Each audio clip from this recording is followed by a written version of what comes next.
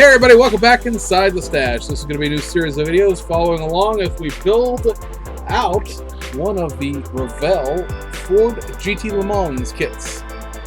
We're going to be doing the 2019 Le Mans series car. And we will be using some decals from SK Decals. They are currently on the way over here from Hong Kong. So we don't have them to show you exactly right now, although here's a picture of the decals in their decal instruction sheet.